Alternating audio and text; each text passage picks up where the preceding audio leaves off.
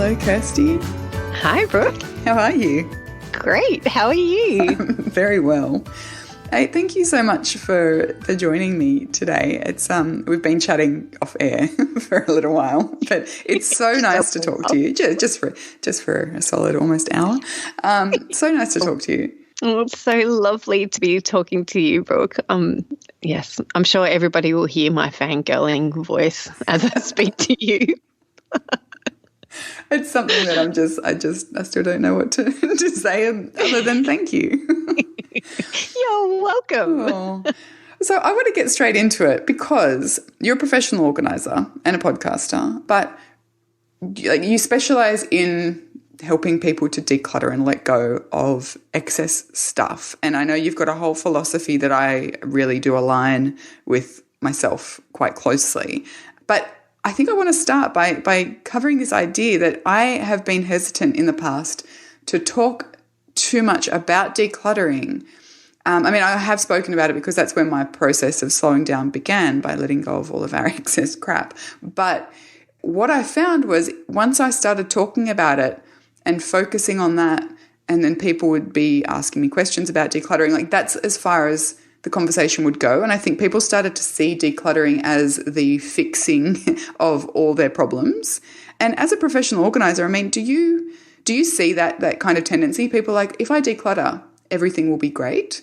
You know, if I let go of all this excess stuff, I'll be fixed. Do you find that? Yes, I do find that. I also find that is not the case. So people, I completely agree with you. People think that is the silver bullet, but it's so not the silver bullet. It actually, in my mind, what the silver bullet is actually a change of lifestyle, which I know is your philosophy as well, that you need to actually change your habits and the way you think about things and the way that you practice and your daily living out is what actually changes someone's lifestyle. Right. So when you come into someone's home as a professional organizer, like how do you start with people? Where do you start? Most of the time I start with what is most frustrating them. So they'll often call me because their kitchen is a mess or the playroom is out of control and they're just feeling overwhelmed and frustrated and have made the brave call to contact me. And so we usually start with what's frustrating them the most, and they'll often go, but I don't know how to start, Kirsty. Mm-hmm. Like, how do I actually start? Why are you here if I could do this by myself? And I just say, let's just start. Let's start with whatever your eyes fall on first or whatever your feet hit first, and just start. So that's what we do. We start by picking up things and questioning whether or not that aligns with their vision for their home or their vision for that room and what they want to create. Yeah. That's what I do. So, I mean, I like the way you say that. You talk about working with people to establish what their vision of their home is, and I guess by extension of that, how they want to live in their home and what life looks like as a result. And I think that idea of the overarching kind of values or vision or whatever you want to call it is really important, because for me anyway, I mean, I know you've probably heard me harp on about it on the podcast. Once I knew that, like once I had even some sort of fuzzy idea of what I wanted life to look like, it became so much simpler to start to let go of stuff and, beliefs and all the other stuff that comes along with it. Is that what you find when you work with people? Once they start to figure out what their why is or their vision, it starts to become, I'm not going to say easier, but simpler to move forward? Yes, very much so. I definitely love starting with that question, and I love that you found that too, that figuring out what it is that's frustrating you about your life or about the room, and then peeling back that onion skin and going, well, why is that frustrating you? What is it that you're actually wanting to achieve in this room or in this space? And then broadening that out to their whole home and their whole lifestyle can really help with deciding whether or not this broken toy deserves to stay in the house or whether this much loved toy deserves to stay in the house. Like, does that fit with the vision that we've created, that they've created for their home? Yeah, I just think it's really essential to figuring out why you've got to this place that you've called me and why you've got to this place of overwhelmed in your home, and why is that dissonant with your vision? Yeah, and I think what you're essentially doing there is asking people to be very vulnerable as well. That's a kind of privileged place to sit with people, because they've called you, they've put themselves out there to say, I am really struggling here. I'm really at a loss what to do or how to move forward, or I feel trapped, or whatever it may be. How do you encourage people to feel okay about where they're at and then to move forward, rather than beating ourselves up and going, I can't believe I let it get to this point, or, I this is all my fault kind of situation? Well, I very much feel so honoured and privileged to have been the one that they've called. And feel very honoured that they do open themselves up and open their homes up to me. So I hope I hold that space well for them. Cannot actually remember a session I've had where somebody hasn't cried because of the peeling back of the onions. I think that's such an awesome metaphor, actually. I just realised, because peeling back onions always makes me cry. Literally and metaphorically. Yes, I think that's such a so I hope that I do my clients justice by holding grace for them and letting them know that it's okay. They're not the only ones who have gone through this. I totally understand. I think that one of the benefits of me, or one of my uniqueness about me, is that I am similar to you, that I have not always been organised. I have not always lived in a decluttered house. This isn't my natural bent. It actually takes work for me, even in my own life and in my own home. So I totally empathise with my clients, because I totally have been feeling overwhelmed in my own home as well, and in my own emotions and the mess that is humanity. I totally get them, even if I haven't been in their unique situation. Right. I have been in my own unique situation, and I'm not coming in with judgment, and I'm not coming in with I've got it all together, because I certainly don't. I am a work in progress still. So I hope that they, can see the grace in my life that I have for myself, and that I extend, hopefully they can see that I extend it to them as well, and that's something that I can teach them.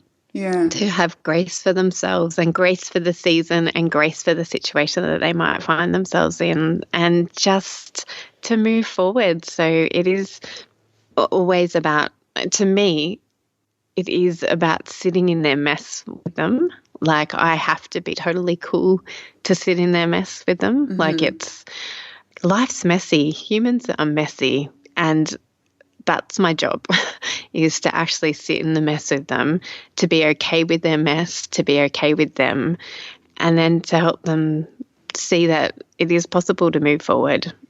And obviously for some people it's easier, and other people it's harder, and some people just get a little, wet in the eyes, and other people I've actually sat down and spent a whole session crying with them and over a cup of tea. So, does that answer your question?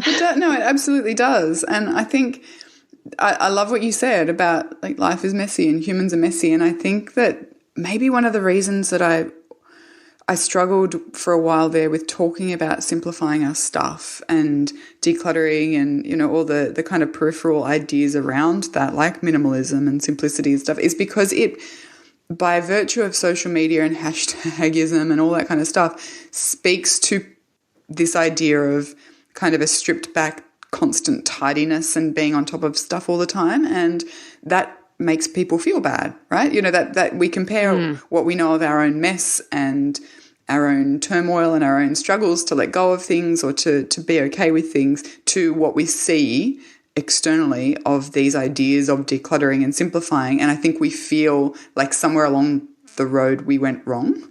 And I just don't think that that's the case at all. For me, I think decluttering, letting go of the excess stuff is an absolutely essential part in creating the kind of life that we want to look back on and see.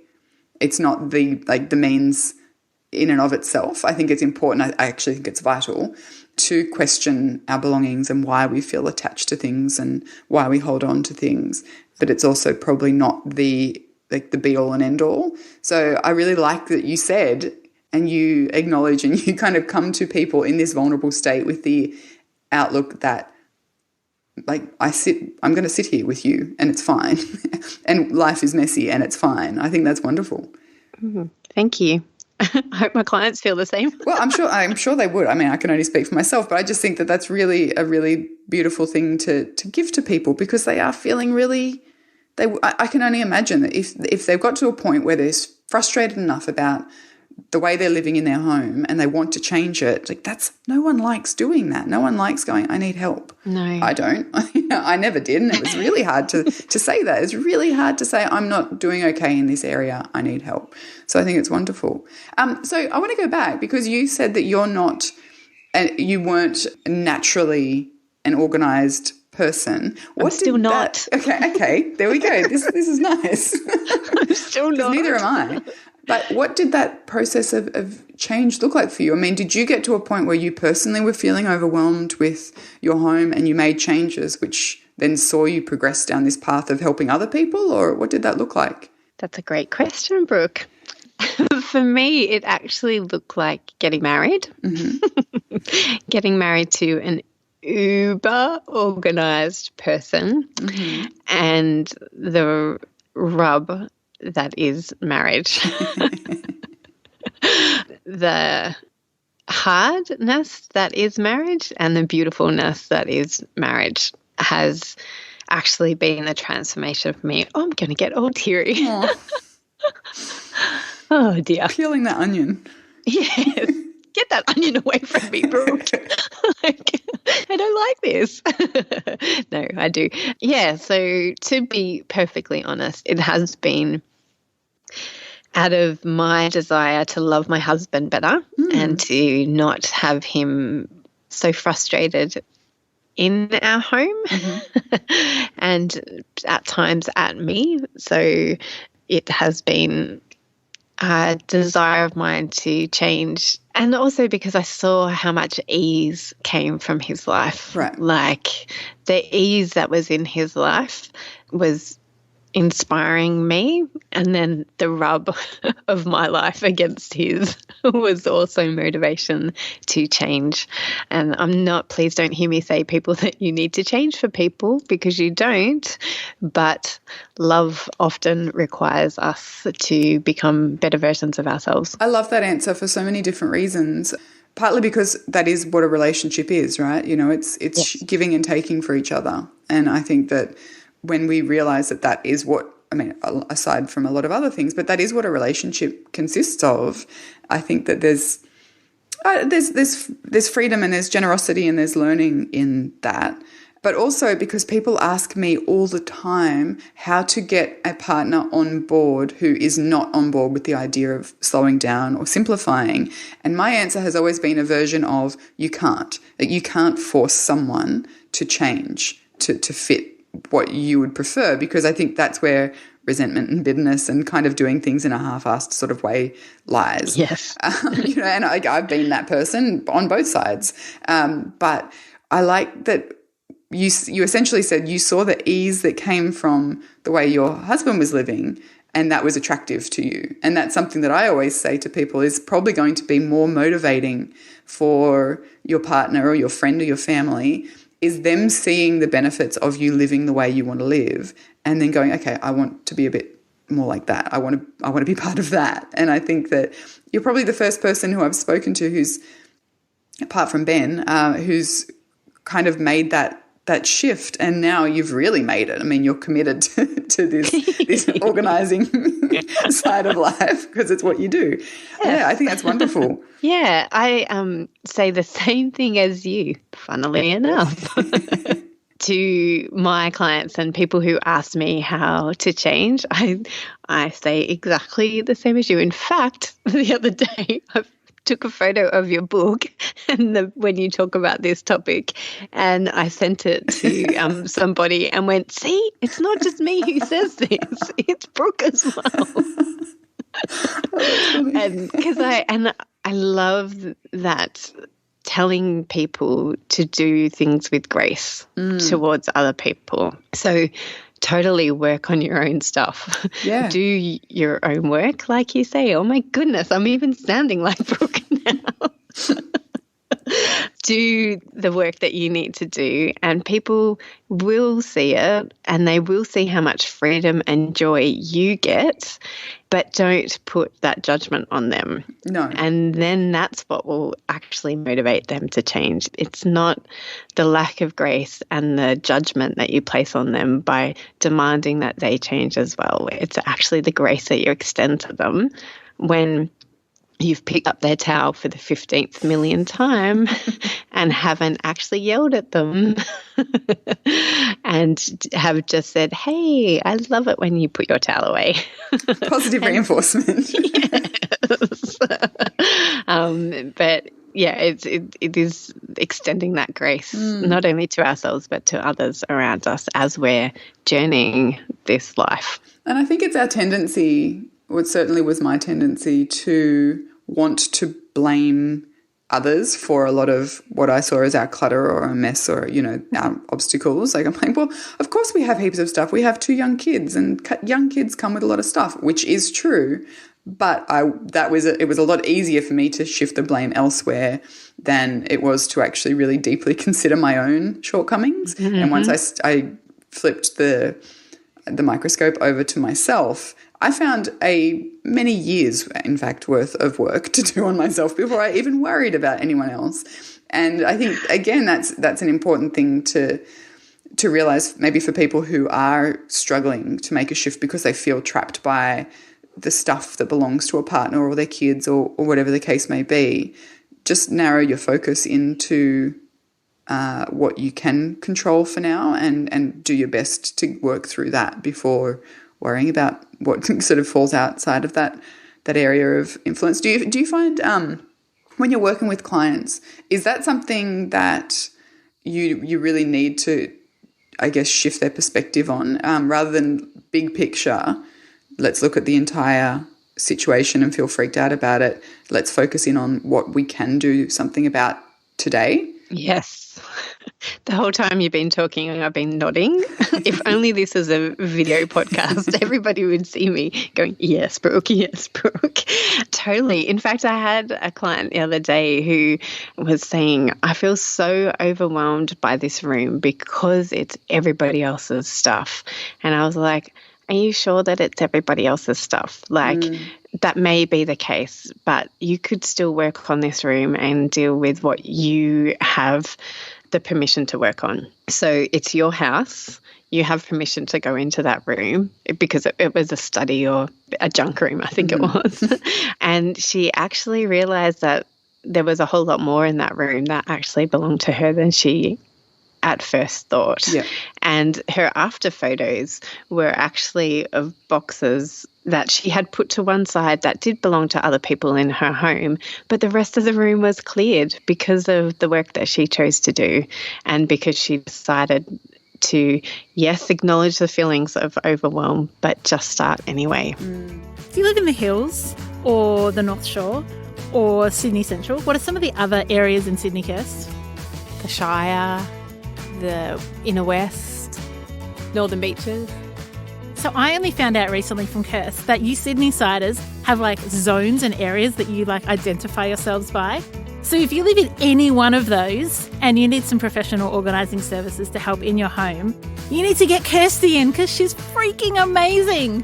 So if you want to have Kirsty in to help you declutter, email us at hello@theartofdecluttering.com.au and we're going to put you in touch. I would so love that. I would love, love, love to meet more and more listeners and to be able to help you hands-on and get the most out of your house and make you able to live in freedom and grace and joy in your home. So call me, contact us, however, find me. I'll find you. I can't find you.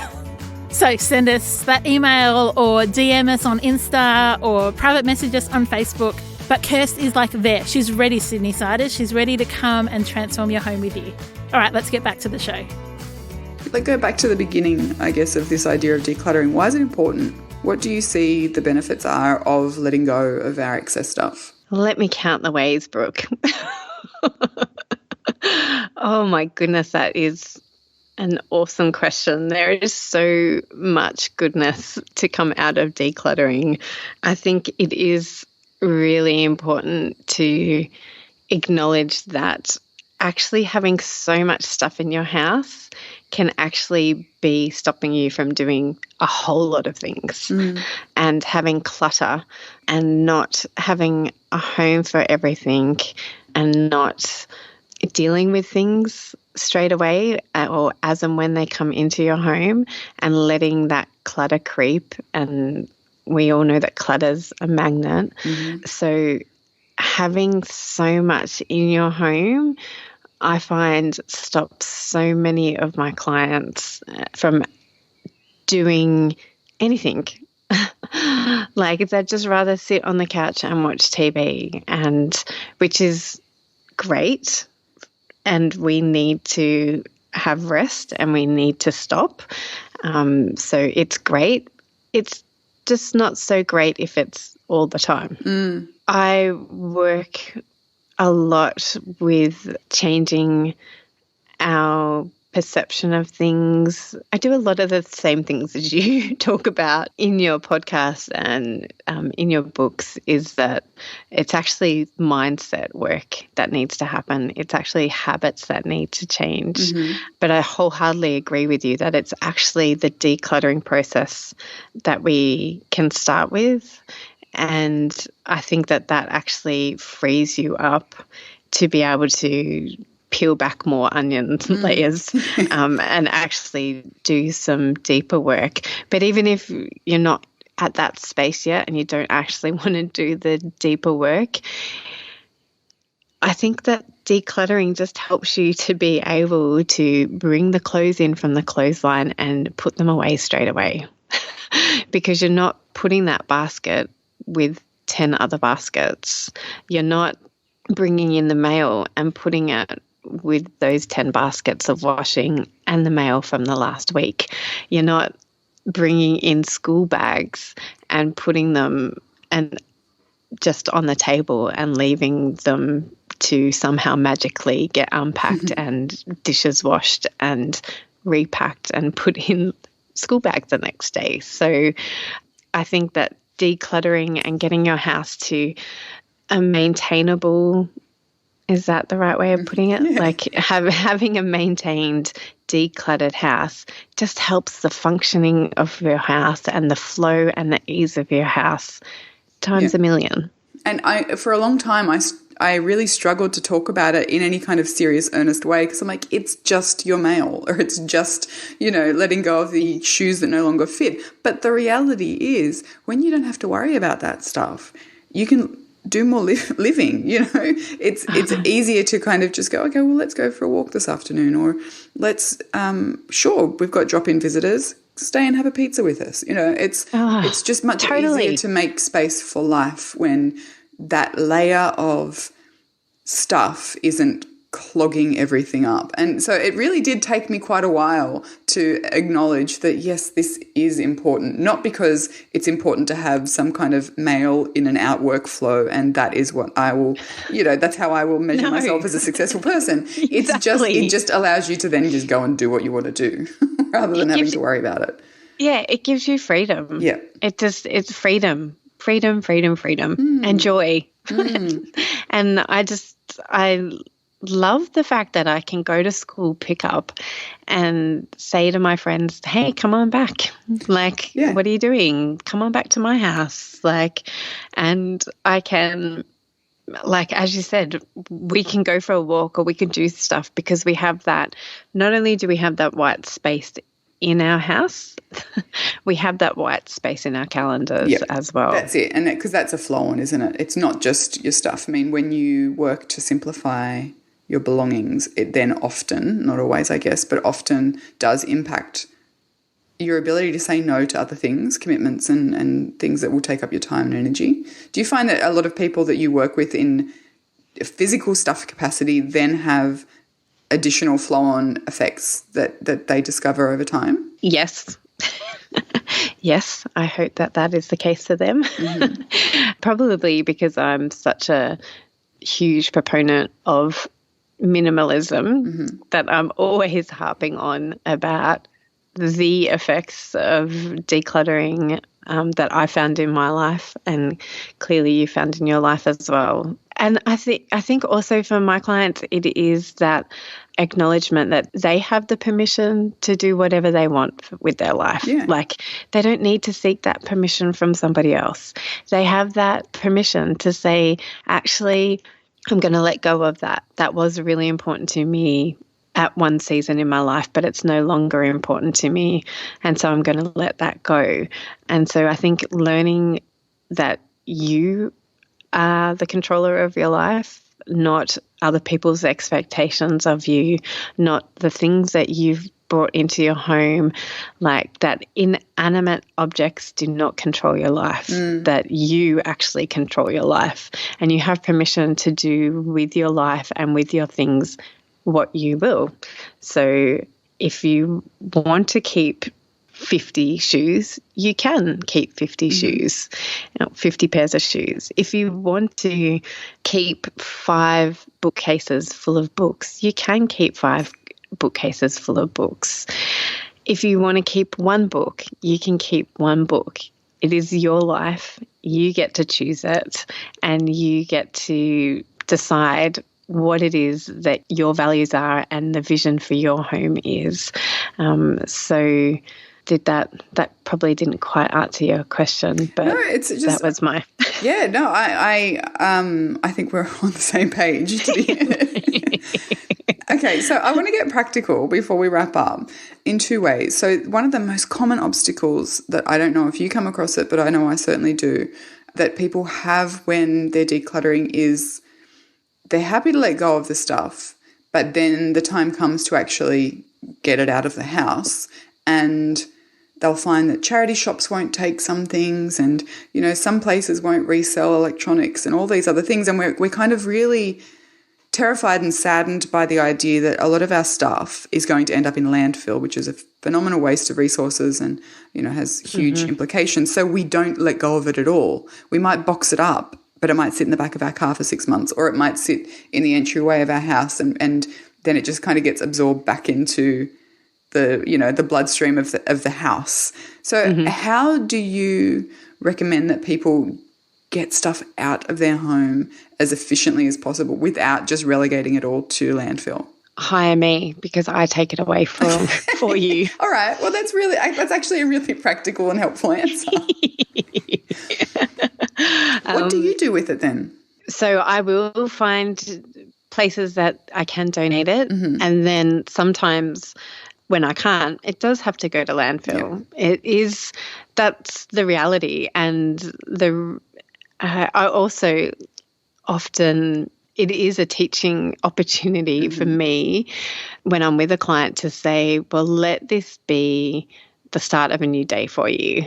Let this frustration that you feel at your stuff ending up in landfill, or your stuff not actually being able to go to a new home, being donated to somebody who actually needs it because it's for whatever reasons, let this be an opportunity for you to start being more intentional about what you actually bring into your home from now on. And let's not get to this point again by being intentional. And I think that kind of guilt, that horrible churning in the gut feeling that we get when we realize there's literally nothing I can do with this stuff, like it does need to go into landfill, can be a great motivator for change. I agree with you. Yeah. And that's frustrating and hard and annoying and messy, and that's okay. Yeah, it's the process, isn't it? And then it's, as you say, moving on. The next day's better choices, different choices. Yeah, and often I go into people's homes and they might, like I really try to be a good carer for the earth that we've been put on, but sometimes I have to just say, when I'm with my clients, I'm like, we just have to chuck everything out today. Yep. Like, not chuck out all their possessions, but for instance, I had a client who was really big into recycling plastic bottles. But she had a real urgent need to clean out the house. And so I said, look, I really honour and respect your need to recycle these bottles today, in your life.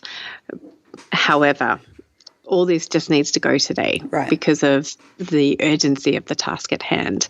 So we will recycle everything that we can, but your bin is only so big and we're going to chuck out everything just to get it out of your house. And that's a reality of my job sometimes, is that it is actually more important to get things out of somebody's house than it is to be a responsible citizen of the earth. That sounds horrible, and I hate saying that. It makes me feel sick saying it, but that's the reality. Sometimes you just need to let go of your ideals to get to your vision.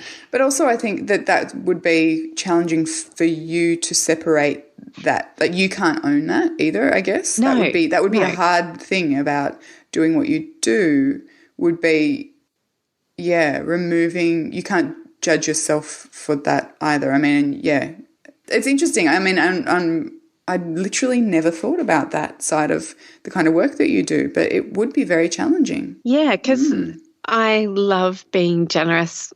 I love being, generous with donations and finding the right home for things. But sometimes the urgency of a project or people have often called me because they've hit rock bottom. Right. And they've actually acknowledged their need for somebody. And as we've spoken about, that's a very vulnerable state to have gotten to. And it's really brave of people to call me and to acknowledge their need for somebody else. So sometimes the best thing for me is to get things out of their house as quickly as possible. Strike while the iron's hot, while they're feeling brave. Yeah, while they're brave. Yeah. And so sometimes processes take months, and if you're doing this by yourself like you guys did, it can take months and years, and that's great. There's absolutely nothing wrong with that, and everybody has to go on their own journey. But sometimes it can be a quick and fast process, and in those situations, then, as I said, sometimes your intent has to be forsaken for the greater good. Yeah, no, absolutely, it does. Yeah, and thank you for answering that so honestly, because I had never really considered it. But I also understand that there are people that you would work with who would be struggling with issues greater than, geez, I wish my utensils drawer would close. So I think that and that would be the reality of what you do. There is a whole spectrum of overwhelm that comes with stuff, from situations that are relatively uncomplicated, which mine was. It just took forever, but to people who really do have tendencies to hoard or have, emotional attachments or familial attachments or whatever it may be. So I appreciate you answering that honestly, because I think it's really easy to be all or nothing about this stuff and really black and white. And the reality is it's not. Most people's experiences aren't. No, and that's why a lot of the time I take out so what people have chosen to let go of, and it's always my client's choice. It's I never impose, I never make them do anything. It's always their choice. But I will often take as much as I can in the car myself, so that stuff doesn't come back into their homes, like you said. Yeah. Just makes it easier, because as soon as you've processed it, like, you've made that decision. So just let it go. And you actually haven't fully made that decision until it's actually at the op shop. Yes. Or it's actually in the bin. Yeah. Or it's actually been donated to wherever it needs to be donated to. The quicker I can make that for people, the better. Yeah. So sometimes speed really does. There's something really important there, I think. Yeah. I was speaking to my co-host of the podcast that I have the other day, and we were just chatting about if we've ever regretted letting go of something. Have you? No, because I actually forget about that. When I've let it go, I actually let it go. And that's not to say that other people haven't regretted. I know a client of mine, I couldn't take everything for her, and she did keep a box. She had boxes and she accidentally threw out the wrong box. Right. So that was devastating to her because it was memento stuff. It wasn't physical items that could be easily replaced. It was, letters from her childhood and stuff that was really horrible that it was mistakenly chucked out. But Amy couldn't think of anything either. Oh, no, I think she did, but it was easily replaceable. I think it was like a juicer or something. So it was easily replaceable. But I think this is one thing that I've got out of minimalism is that I have cleared my headspace so much by practicing the habit of just doing things now and letting go of things. So as I said, I hung clothes out this morning as soon as the washing machine finished, and I don't have to keep that in my head anymore. I don't have to be thinking for the next couple of hours, oh, I've got to remember to hang that washing out. I've got to remember to hang that washing out. Oh, have I remembered? Oh, no, I haven't. I've got to go hang that washing out. I find that with lots of things, daily habits, but also when I've let go of a ring that an old boyfriend gave me, I actually don't think about that ring anymore because I've let it go. How about you, Brooke? Have you let go of something that you've regretted? No, I haven't. People used to ask me that all the time, and I never had a satisfying answer. And then that is a satisfying answer, though. Yeah, no, I think people were looking for something. They're like, see, I told you, this lifestyle sucks, but it doesn't. No, it doesn't. For a while, I thought that I had decluttered back in year 7, so I was like 12. I wrote the entire story of The Hobbit in poem form for an assignment. As you do. It's so dorky, just incredibly dorky. I spent so long tea staining the pages and burning the edges to make it look like, an antique scroll work, and it was 17 pages long. And I thought that had been tossed with all my other old school papers and stuff. And that was literally the only thing that I remembered wanting from school. And anyway, I had to find I have a memory box, where I have a handful of memorable things and wedding photos and stuff. And I found it in there it was just before Christmas last year, because I actually read the poem on a silly Christmas episode last year. And that was the only thing. But I don't even have that to answer with anymore because I found it. Because you didn't let it go. That's right, exactly. So I'm sure there's some kind of twisted story or moral in there, but I don't know what it is. Maybe you could let it go now because you already thought that you let it go. Well, exactly. Or I could frame it and stick it in my house because it is just a masterpiece. Give it honour. Yeah. Give it honour, Brooke. It's wildly mediocre, but that's fine. Kirsty, it's been so lovely to talk to you. Thank you for being so honest about your work and the vulnerabilities and the questions and the varying layers of the onion that come with it. You're welcome. It has been my absolute pleasure. Thanks for joining us. If you've learnt something awesome today, we'd love you to leave us a review on iTunes or Facebook so others can find our podcast too. Don't forget you can see the show notes in your podcast app or over at our website, artofdecluttering.com.au. So if there's anything you want more info on, check it out there. If you'd like to join our supporter community, you can do so over at patreon.com/theartofdecluttering. We hope you have a great rest of your day and enjoy the freedom.